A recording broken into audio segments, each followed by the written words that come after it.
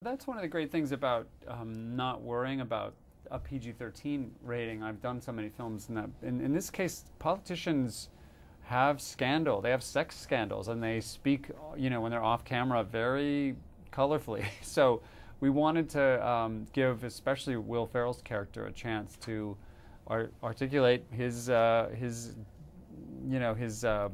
what's the right word? His craziness, with colorful language. So we decided to also, we wanted there to be scandals that reflected the way they work in real life. There have been cases of people tweeting pictures of their body parts, and there have been cases of both celebrities and politicians leaving incredibly obscene messages on people's answering machines by mistake. So we just didn't want to water that down. And once they have that, they don't have any trouble going off, and we'd never go too far. The only time we might have almost crossed the line is that we did an entire scene with Dylan McDermott in fully nude.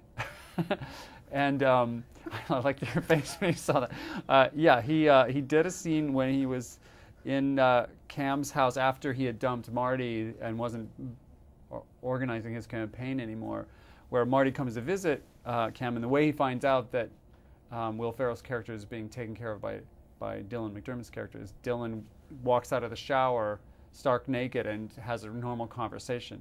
And he's actually doing it to mess with Marty's head, because Marty's so uncomfortable and has some sort of sexual identity issues anyway. So it was a great and very shocking thing, but we decided to cut it in the long run, mostly because it was tied to another story element. But it might have been a very, very striking moment. It might have been what people were talking about. It probably should be a very special DVD release of its own, all on its own. Special viral clip that I don't know where it would be allowed to be, but yeah, no, it's impressive. He's an impressive guy. He looks amazing.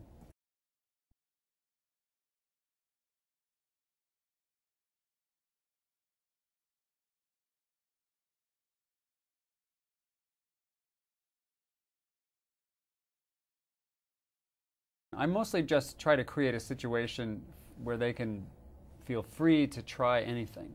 And we shoot so much footage, and they trust me that I let them come into the editing room and have some say on how it's cut together, so they know they can play any amount they want. And then I really just try to stay out of the way. And my other favorite thing to do is to throw into the mix excellent secondary performers.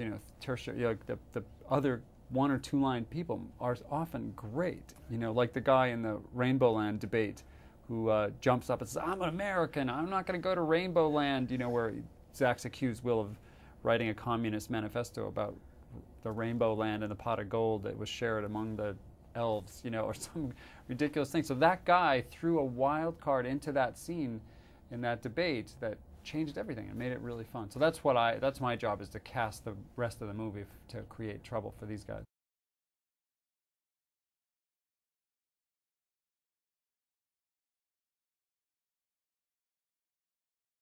That happens all the time. My favorite example is in the film, it's common practice for politicians to accuse each other of not being religious enough to deserve to be in office. So Zach accuses Will of not being religious enough, not going to church. Will says, "I go to church all the time." And Zach says, "Well, then say the Lord's Prayer." And it's a trap. Will doesn't know the Lord's Prayer, and Jason Sudeikis feeds the words to him by sign language from the back of the room. Well, he gets them all wrong, and Jason works harder and makes more and more ridiculous sign language to help him through it. And they improvised that entire thing, and it changed the feel of that whole scene, and also got us 5 or 6 big laughs in the middle of a scene that we didn't see coming.